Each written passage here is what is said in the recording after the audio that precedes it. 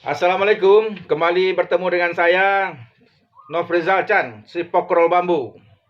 Kali ini saya menceritakan bahwa dua teman saya diamankan di Polres Waikanan karena dia berdagang spare part mobil.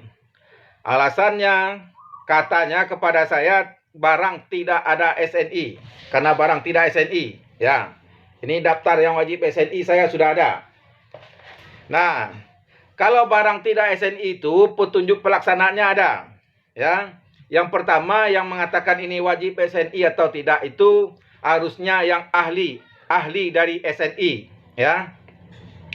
Tidak semua barang wajib SNI. Kemudian yang wajib men-SNI kan barang itu pertama sekali yang memproduksi, yang kedua yang mengimpor, yang ketiga yang memperdagangkan. Itu yang pernah saya pelajari. Saya bukan ahli hukum, bukan pula ahli SNI, tapi saya mau belajar. Nah, kalau nomor 1 dan nomor 2 mungkin tidak perlu saya terangkan. Nomor 3, memperdagangkan. Yang dimaksud memperdagangkan di situ yang punya merek. Misalnya Toyota memperdagangkan kaca, tapi tidak memproduksi kaca dan tidak mengimpor kaca. Toyota biasanya membuat di Asahi Mas, PT Asahi. Nah, ini yang wajib SNI-kan, menguji SNI-nya adalah Toyota karena termasuk yang memperdagangkan, ya, bukan mengimpor, bukan pula memproduksi, termasuk yang memperdagangkan. Yang punya merek, dagang artinya. Itu pengertian yang saya tangkap dari orang SNI. Kemudian contoh lain, ada misalnya beras cap ayam terbang, misalnya ya. Ini kan contoh-contoh misalnya. PT cap ayam terbang ini tidak menanam padi, tidak memproduksi beras, dan tidak pula mengimpor beras. Mereka membeli, PT ini membeli beras di lapangan, kemudian memilih yang bagus, dikemas. Ini termasuk yang memperdagangkan. Tidak bisa pula tuh orang jual beras di toko-toko beras, di warung-warung pinggir rumah kita, di kaki lima akan ditangkap, dibawa ke Polres. Nanti penuh Polres itu. Ada orang jual kayu bakar, enggak SNI, tangkap.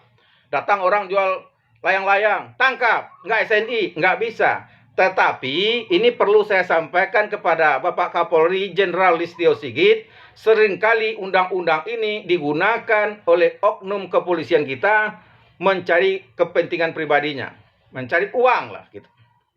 Jadi sudah lebih 24 jam teman saya diamankan beserta barangnya di Polres Waikanan sampai hari ini. Ya, sekarang ini katanya masih di Polres Waikanan. Dan surat citanya hanya seperti ini. Ya, ini surat citanya. Ini nomor 1 dan ini nomor 2. Tadi dikirim ke saya lewat WA. Dan saya fotokopi. Nah, ini yang dikirim ke saya. Kalau dia berbohong berarti saya nggak ikut. Tapi boleh dicek nanti di Polres Waikanan. Terutama sekali tentu Propam Polres Waikanan. Kemudian cuman ini ya, alasannya nggak ada.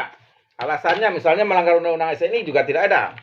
Ini cerita adik saya waktu ditahan, waktu dimintai keterangan karena katanya tidak SNI. Dia dirazia di jalan, tidak ada orang SNI. Razia biasa katanya. Ya. Kemudian tadi katanya dimintakin sejumlah uang di Polres Waikanan oleh oknum, tentu oknum namanya kalau di luar prosedur. Cuman yang kita sayangkan itu oknumnya kok makin lama makin banyak gitu. Namanya oknum kok banyak gitu. Nah, ini perlu kita pelajari bersama ya. Yang wajib SNI itu siapa? Yang bisa menerapkan siapa? Saksi ahlinya siapa? Keterangannya bagaimana? Harus ada penerapannya itu, cara-cara penerapan. Jangan sampai undang-undang ini digunakan oleh oknum penegak hukum kita untuk mencari uang untuk kepentingan pribadinya.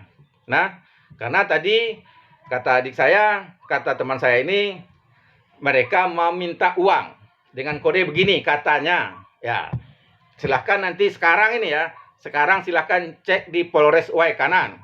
Nah, dulu kejadian yang sama pernah terjadi di Krimsus Polda Lampung. Ya, terjadi di Krimsus Polda Lampung. juga dimintakin uang. Tapi diadili, sampai diadili, nanti saya sambung ceritanya. Diadili saya menang dan barang saya dikembalikan, tetapi tidak utuh. Nah, jadi cerita tentang Polres Wakanan cukup sampai di sini. Tolong saudara-saudara wartawan coba cek sana, ya. Tolong propamnya coba cek kebenaran cerita adik saya ini. Assalamualaikum warahmatullahi wabarakatuh. Polri presisi.